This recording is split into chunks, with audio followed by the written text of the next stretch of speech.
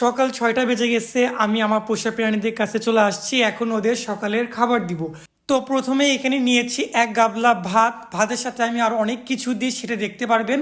তো প্রথমেই আমরা দিচ্ছি লেয়ারটা, এখানে দিলাম 2 বাটি। এরপর আমি দিচ্ছি শুটকির গুঁড়া, সচরাচর আমরা যেই শুটকিগুলো খাই সেগুলোরই গুঁড়া। এখানে আমি দিব 2 বাটি, এটা ওদের আমিষের ঘাটতি পূরণ করবে। এরপর আমি এখানে দিচ্ছি ধানের তুষ, এটাও দিব আমরা 2 বাটি। তো আমার সবগুলো উপকরণ দেওয়া হয়ে গেছে, এখন আমরা এগুলোকে ভালোভাবে মিক্স করে নিব। আমার বাচ্চাগুলো খাওয়ার জন্য কতটা অস্থির হয়ে গেছে, ওদের এত ক্ষুধা লাগছে। তো আমার সবগুলো মিক্স করা হয়ে গেছে, এখন আমরা ওদেরকে খেতে দিব। এর মধ্যে আম্মু ভিডিও করতে করতে খেয়াল করছে আমাদের একটা হাঁস এখানেই ডিম দিয়ে দিছে। মানে আমি ওদেরকে বের করার সময় ডিম পাইলাম না, কিন্তু বাইরে এসে দেখতেছি ওরা একটু আগে ডিম পারছে। ডিমটা গরম ছিল।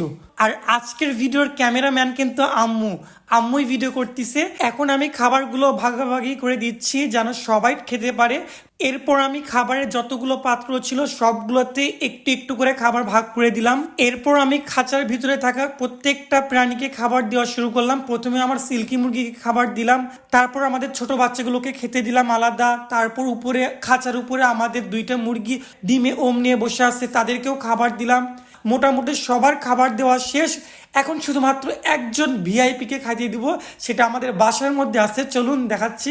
এই যে মাশাআল্লাহ, ও ডিম নিয়ে বসে আছে, ওর খাওয়াটা বেশি দরকার, তাই আমরা ওকে খাবারটা সবসময় কাছেই দিই। আজকের ভিডিও এখানেই, দেখা হচ্ছে পরবর্তী ভিডিওতে। আসসালামু আলাইকুম।